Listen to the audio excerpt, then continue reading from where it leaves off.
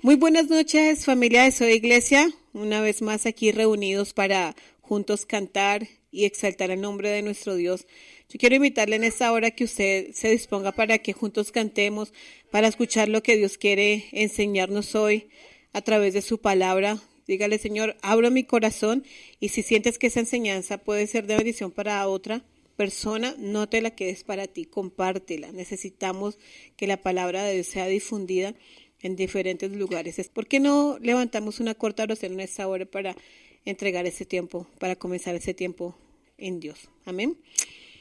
Padre, gracias por esta noche, gracias por este nuevo sábado que nos regalas para conectarnos, Señor, con tus hijos, con personas de otra nación, de otro país, de otra cultura, Señor. Gracias porque podemos tener esa oportunidad de hacerlo a través de estos medios de comunicación, a través del Facebook, a través del Internet. Señor, gracias. Un día estaremos todos reunidos en el cielo, coronándote de adoración, de alabanza. Un día, Señor, estaremos, Señor, alabándote de toda lengua, de toda nación, niños, pequeños, ancianos, cantando al único que es digno de recibir alabanza. Y pues hoy, Señor, estamos aquí en la tierra practicando lo que vamos a hacer por la eternidad y nos deleitamos, Señor, cantándote y adorándote solo a ti, Señor. Te damos muchas gracias. En tu nombre oramos y entregamos este tiempo, Padre amado. Amén.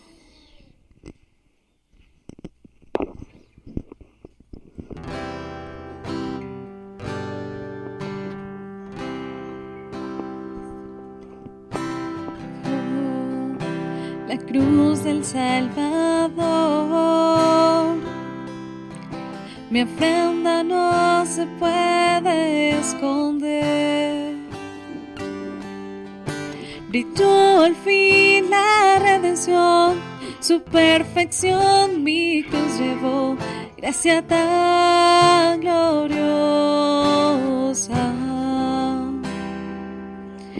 Rasgó el velo con su amor, corona de dolor llevó. La ley se dio a la libertad para toda la humanidad, gracia tan gloriosa. Y la gloria del amor de Dios, rodeando mi entrega y sé que siempre aceptado soy, coronado en gloria, digno es el Señor de toda gloria. Por siempre, santo es el Señor, coronado en gloria, digno es el Señor de toda gloria. Por siempre, santo es el Señor. Tú eres santo, tú me has entregado la batalla, Dios. Gracias. Triunfantes te adoramos, Rey, cantando el justo Dios de amor. Y todo ojo lo verá, no merecíamos su amor, gracia tan gloriosa. Y hoy la gloria del amor de Dios, rodeando mi entrega, y sé que siempre aceptado soy, coronado en gloria, digno es el Señor de toda gloria. por siempre. Santo es el Señor, coronado en gloria. Digno es el Señor de toda gloria, por siempre. Santo es el Señor.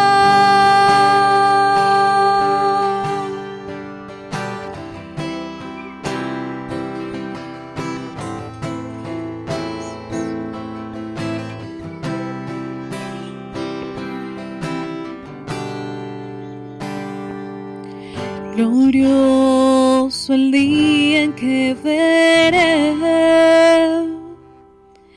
la faz de aquel que me compró. Caeré postrado a sus pies y eternamente reinaré. Gracia tan gloriosa, gracia tan gloriosa.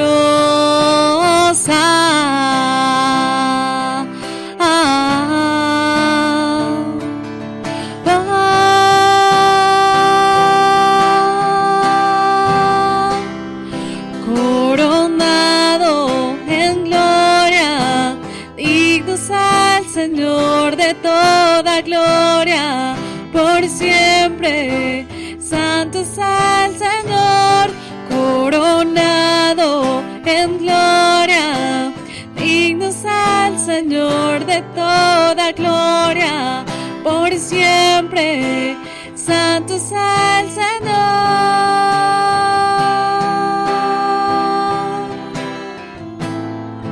Tú eres Santo Rey. Tú eres el único digno, Señor.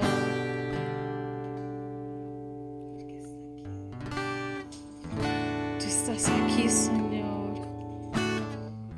Tú escuchas mi alabanza, Rey.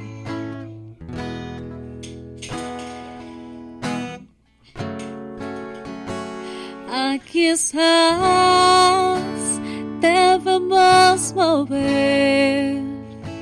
Te adoraré, te adoraré. Aquí estás, tocando mi corazón. Te adoraré, te adoraré.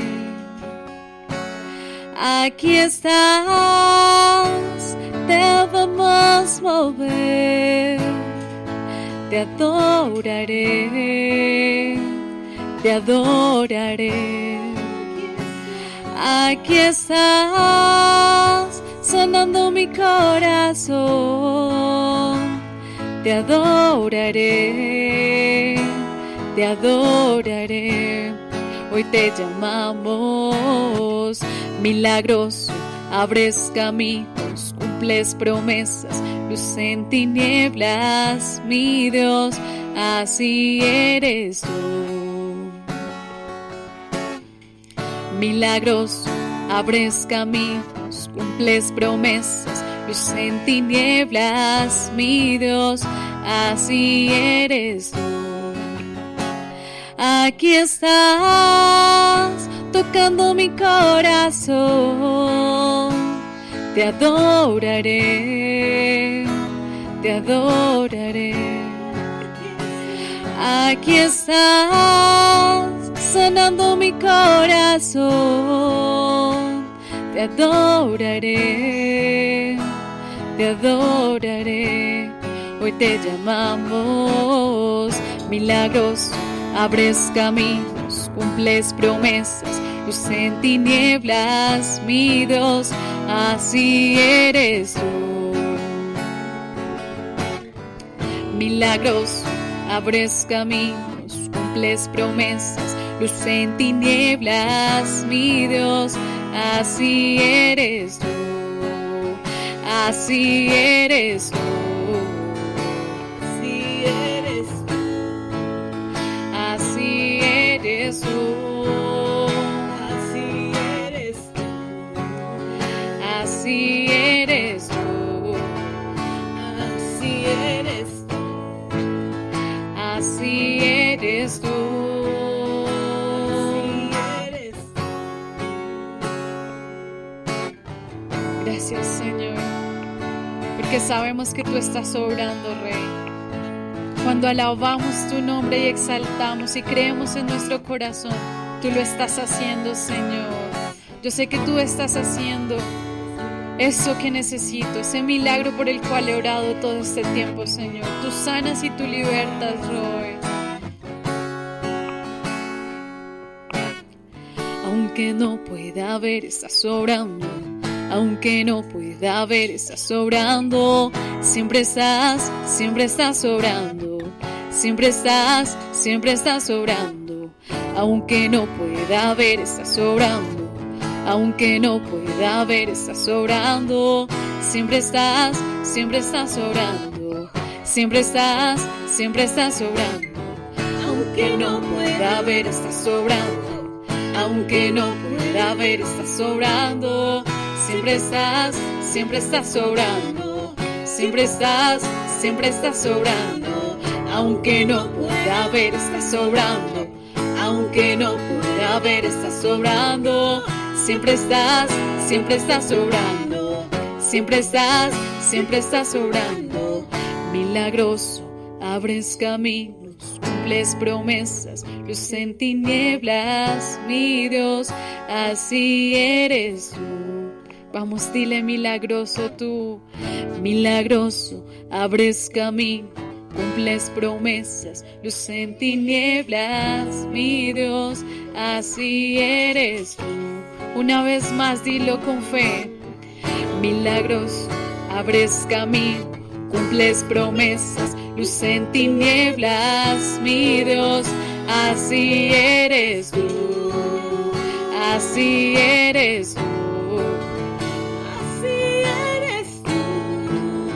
así eres tú, así eres tú, así eres tú, así eres tú, así eres tú.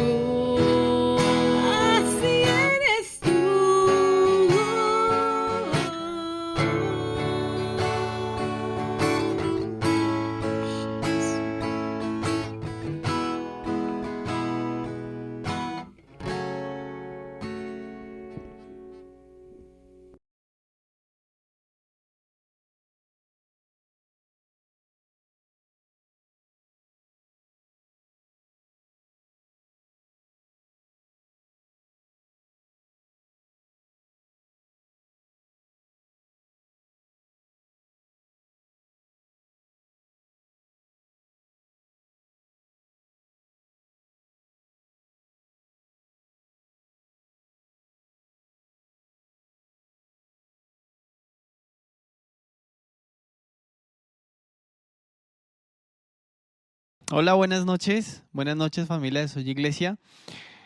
Qué gusto el estar nuevamente con ustedes, qué privilegio para nosotros el estar nuevamente conectados con ustedes, adorando juntos como familia, como comunidad, que tenemos a un Padre en común. Gracias por permitirnos acercarnos y permitirnos ser parte de su familia y de su vida. Definitivamente anhelamos que estos tiempos en los que estamos reunidos puedan ser tiempos de edificación, bien sea que usted nos está escuchando en vivo el sábado, los sábados a las 7 de la noche, o bien sea porque usted nos escucha los domingos o en otro horario distinto al que salimos en vivo, en estreno, pero definitivamente anhelamos que pueda ser un tiempo de crecimiento para usted, que usted pueda disponerse y poner toda su atención. Ojalá que usted pueda tomar apuntes para que la enseñanza quede más en su vida y en su corazón. Hoy vamos a iniciar una nueva serie de enseñanzas. La semana anterior terminamos con las enseñanzas acerca del reino, pero hoy vamos a iniciar una nueva serie de enseñanzas que hemos llamado El Narrador de Historias. ¿Y por qué hemos llamado a esta serie de enseñanzas El Narrador de Historias?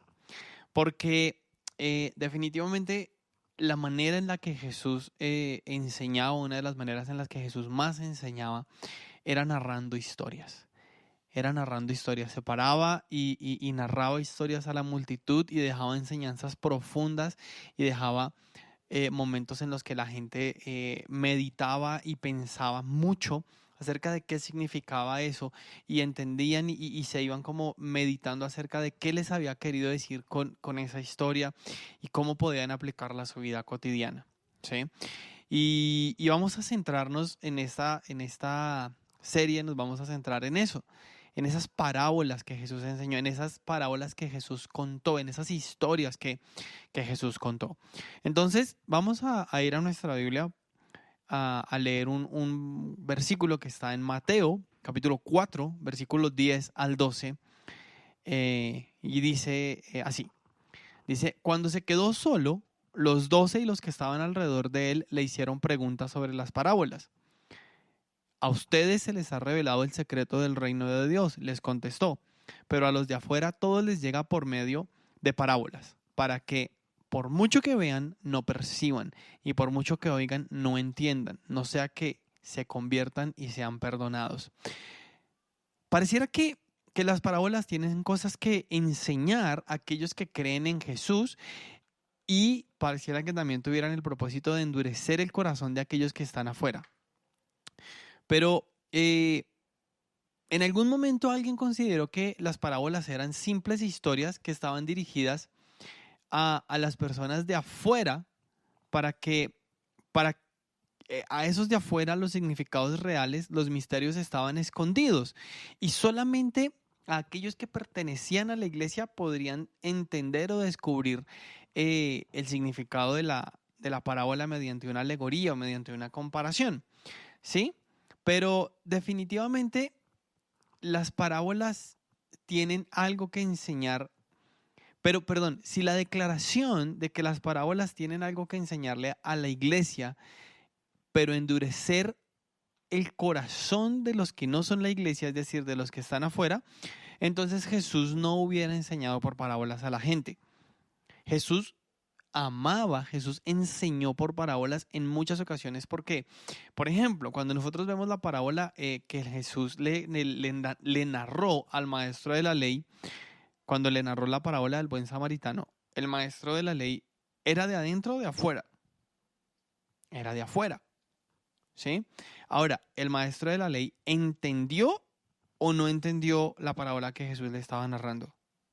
La entendió perfectamente. Entonces no podemos decir que las parábolas solamente traen enseñanzas para los de adentro y endurecen el corazón de los de afuera. De hecho, el problema no radica en que las parábolas no sean comprendidas. El problema está más bien en que no se deja que las parábolas cambien nuestro comportamiento, ¿sí? Porque las parábolas son clarísimas, pero a veces las dejamos ahí, como en historias. Y eso quizá era lo que pasaba en los tiempos de Jesús. Ahora, miren, las parábolas no son misterios alegóricos, no son cosas que definitivamente tengamos que suponer o inventar o mirar significados ocultos. No, lo que sucede es que las parábolas están en los evangelios y para lograr comprender quizá lo que los evangelios nos enseñan a nosotros, debemos tener ciertas reglas, ¿sí? Quizá entre las reglas como, no sé si ustedes nos escucharon, estuvieron conectados con nosotros cuando enseñábamos o empezábamos una serie de la que tocamos el año pasado que hablábamos de, ¿y esto qué significa? En las primeras enseñanzas de esa serie hablábamos acerca de como las condiciones o los pasos o las cosas que tenemos que tener en cuenta cuando queremos entender e interpretar correctamente las escrituras. Y las parábolas pues también hacen parte de, también a las parábolas también se le aplican esas reglas que debemos tener. Entre ellas, ¿qué cosas debemos tener para poder entender las escrituras y entre ellas las parábolas? Lo primero es que nosotros debemos entender para quién fueron escritas, ¿sí? ¿A qué se dedicaban las personas a quienes Jesús les estaba hablando? ¿Cuál era el contexto histórico, económico, social y político del momento en el que en el que Jesús estaba hablando de estas parábolas? Cuando podemos ver y tener todas esas cosas en un mismo plano, podemos entonces quizá aproximarnos más al significado de lo que Jesús estaba queriéndoles enseñar a esas personas con esas historias que les estaba narrando. ¿Sí? Ahora, estamos hablando de parábolas y parábolas y parábolas. ¿Y qué es una parábola? ¿Sí? Porque la Biblia está llena de esas parábolas. Hay muchas parábolas en el Nuevo Testamento, muchas parábolas contadas por Jesús, pero ¿qué es una parábola? ¿Sí? Una parábola es una breve narración que encierra una educación moral y religiosa, revelando una verdad espiritual de una forma comparativa. ¿Sí? La parábola es un hecho cotidiano. Esa palabra es clave. Es un hecho cotidiano de la época presentado de una manera en la que podamos entender o conocer un misterio espiritual. Eso es una parábola. Miren, la parábola no es una fábula, porque una fábula es una historia donde los animales hablan o donde los animales tienen características humanas, y la parábola no es fábula, no tiene nada de eso. Y la parábola tampoco son alegorías, porque las parábolas están basadas en hechos u observaciones creíbles de la naturaleza y están involucrados elementos de la vida cotidiana. ¿Por qué están involucrados elementos de la vida cotidiana? Porque, como les estaba diciendo hace un momento, el principal propósito de la parábola, Jesús utilizaba la parábola y el principal propósito de ella, ¿cuál era? Era que las personas pudieran entender fácilmente las enseñanzas de Jesús. Por eso Jesús enseñaba por parábolas. Realmente la audiencia de Jesús en muchos casos eran personas de bajo nivel intelectual, con poca preparación y con poca formación. Y Jesús les hablaba con parábolas, usando elementos que ellos tuvieran en su vida cotidiana para hacerse entender fácil y rápidamente. Miren, realmente Jesús se preocupó porque su mensaje fuera lo más entendible y lo más claro posible. Y creo que eso nos enseña, en lo personal me enseña también mucho a nosotros, me enseña mucho a mí como cristiano, en que tengo que hacer el mensaje de la palabra lo más fácil, lo más entendible. En muchas ocasiones nos complicamos inexplicablemente para parecer que somos intelectuales y sabemos más. Pero definitivamente el mensaje que nos enseña la palabra, el mensaje y la manera en la que Jesús llevó ese mensaje fue una manera simple, fue una manera clara, es una manera entendible, y es quizá algo que cala muy profundo en estos momentos, en donde definitivamente a veces nos esforzamos por hacer el mensaje tan complicado simplemente para mostrar que hay intelectualidad, cuando aún el más intelectual y el que más lo sabía lo mostró de una manera tan sencilla que con pocas palabras enseñaba muchísimo. Y a veces a veces nosotros queremos a veces utilizamos nosotros muchas palabras para enseñar muy poco.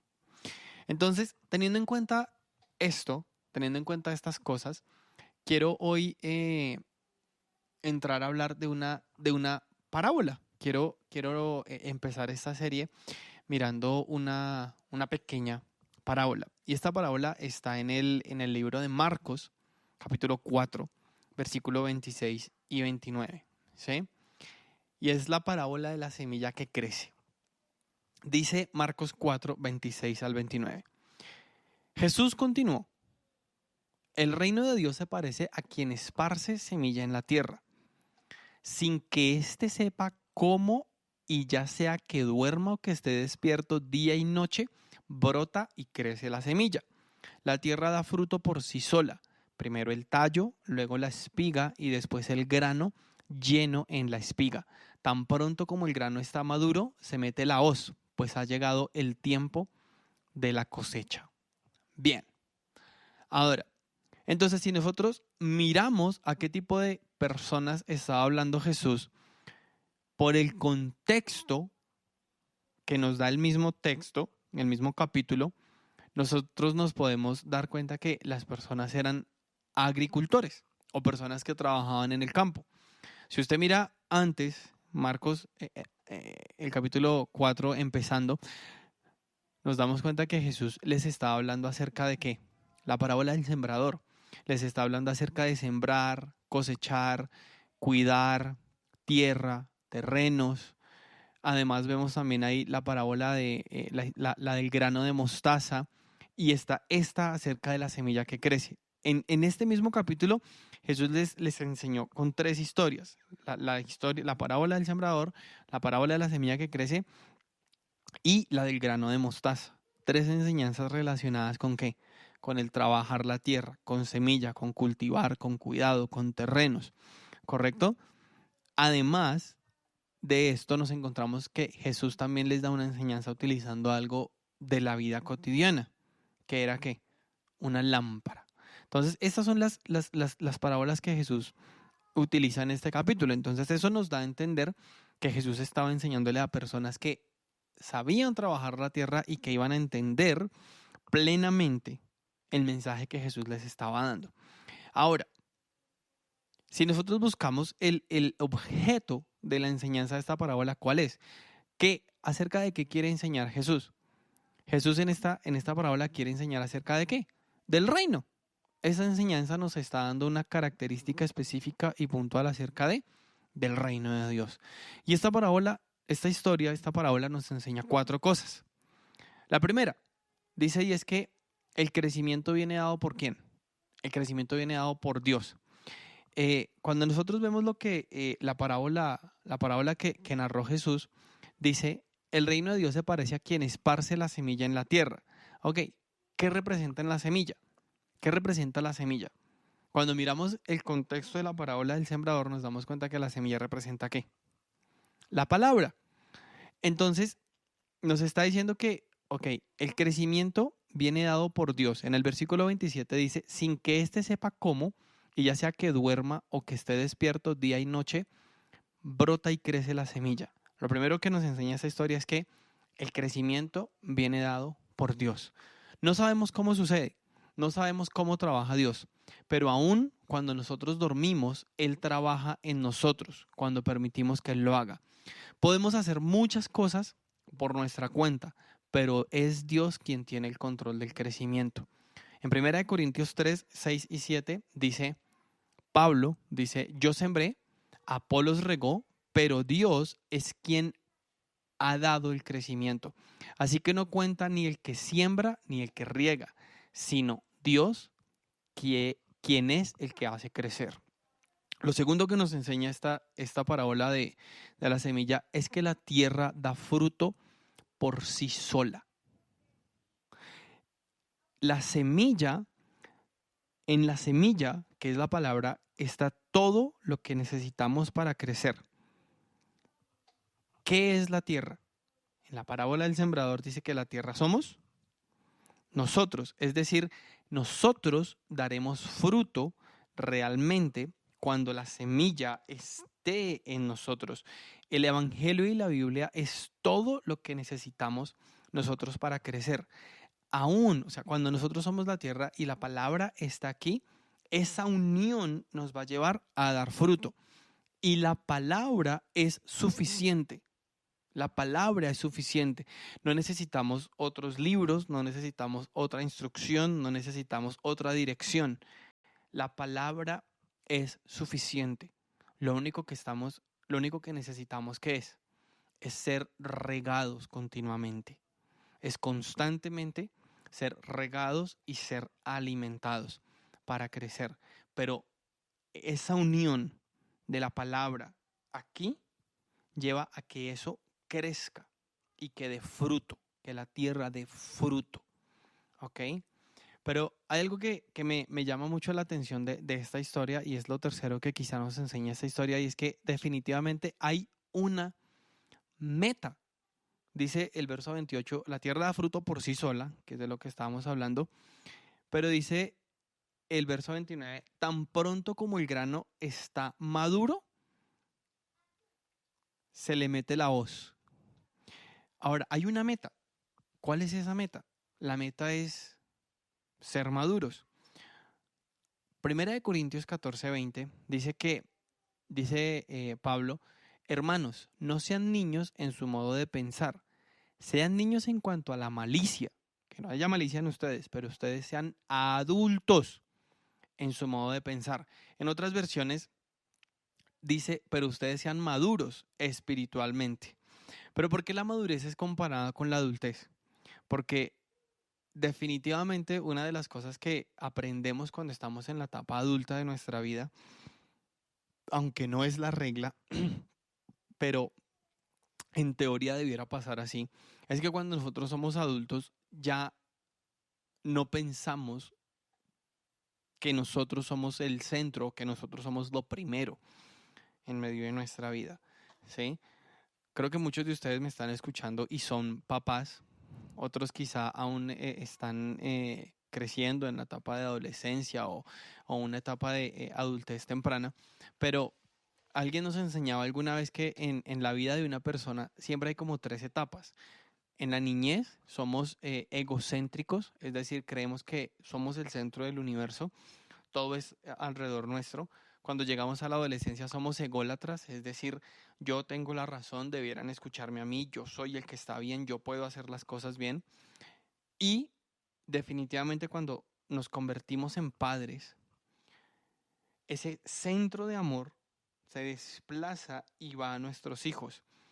Es decir, empezamos a ser otros-céntricos. Y esa es una característica de ser maduros,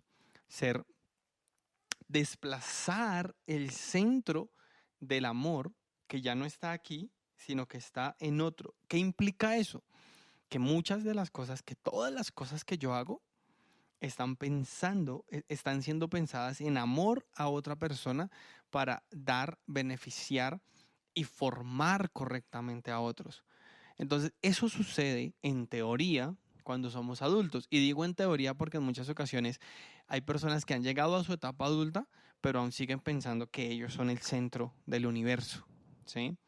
Entonces, ¿la meta cuál es? La meta es que como cristianos nosotros podamos amar a las personas que nos rodean, pero las podamos amar a tal punto que logremos, por amor, colocarlos a ellos primero antes que a nosotros mismos, colocar en muchas ocasiones su necesidad al mismo nivel o quizá un poco más arriba que la nuestra propia. ¿Me hago entender? Eso es ser adulto, eso es ser maduro, ¿sí? Y eso es lo que nos está enseñando esta parábola acerca del reino de Dios. ¿Qué nos está enseñando entonces hasta el momento? Primero, el crecimiento lo da Dios.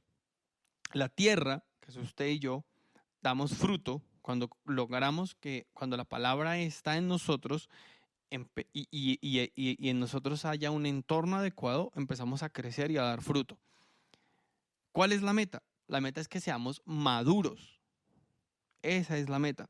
Pero ¿qué va a pasar entonces cuando nosotros lleguemos a esa madurez? Miren lo que dice la parte final de esta parábola que estamos leyendo. Dice, tan pronto como el grano está maduro, se le mete la hoz, es decir, será cortado, pues ha llegado el tiempo de la cosecha. Ahora, después de la madurez viene la cosecha, es decir, el cuarto punto es daremos fruto. Estaba leyendo e investigando acerca de esta parábola y me encontré que algunos teólogos tienen una postura y es que la cosecha, representa el ser cortados para estar con el Padre. Pero en lo personal yo no creo que sea así. No creo que signifique eso, porque definitivamente la madurez no es un requisito para ser salvos. Yo estoy plenamente seguro que muchos cristianos inmaduros espiritualmente hablando van a estar en el cielo, porque la madurez no tiene nada que ver con nuestra salvación, ¿sí?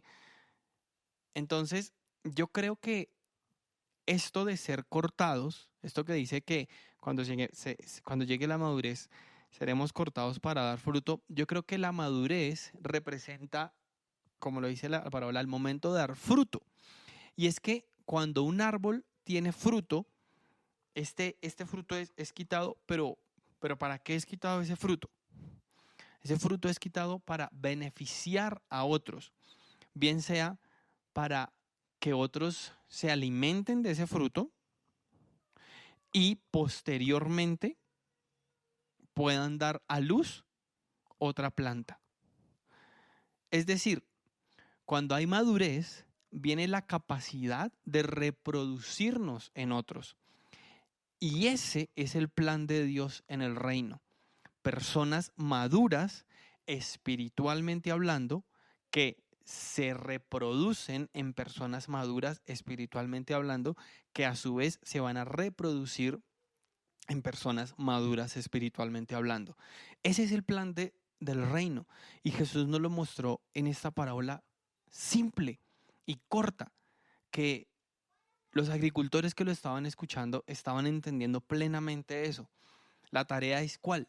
¿Cuál es nuestra tarea? Salir y sembrar, salir y regar la semilla.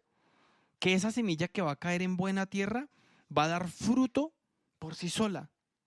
Y esa semilla que cayó en buena tierra, que va a empezar a dar fruto de esa unión de la buena tierra con la palabra, va a dar fruto y va a llegar un momento en donde ese fruto, ese árbol con fruto va a ser cortado. ¿Para qué? Para beneficiar a otros, porque llegará el momento de darle a otros para el beneficio de otros, darle a otros para que otros crezcan. Y eso es lo que usted y yo hemos sido llamados a dar en el reino. A crecer, primero a recibir la palabra en nuestro corazón. Segundo, a crecer. Tercero, a madurar. Y cuarto, definitivamente, a que lo que Dios está haciendo en nosotros, esto se ha reproducido en otros. Entonces, yo hoy simplemente quiero que usted por un momento piense en qué etapa de este proceso está usted. ¿Está en usted la semilla de la palabra de Dios? ¿Está continuamente usted regando esa semilla? ¿Está haciendo usted buena tierra para dar fruto? Si está dando fruto, ¿qué tan lejos está usted de la madurez? Y si usted dice, yo ya soy maduro, entonces está usted reproduciendo en otros lo que Dios hizo en usted. ¿Está usted siendo un discípulo que reproduce discípulos? ¿En cuál de estas 4 etapas está usted? Quiero que nos tomemos un momento para reflexionar en eso.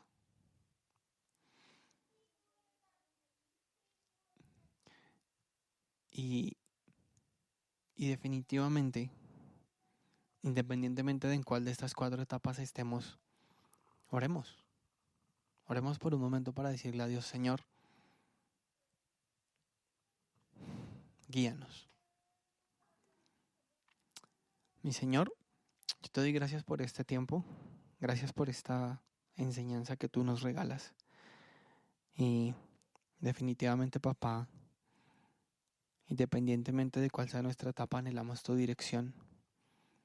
Anhelamos que si quizá tu semilla no ha sido puesta en muchos de nosotros, por favor, permite que alguien o de alguna manera esa semilla sea puesta allí.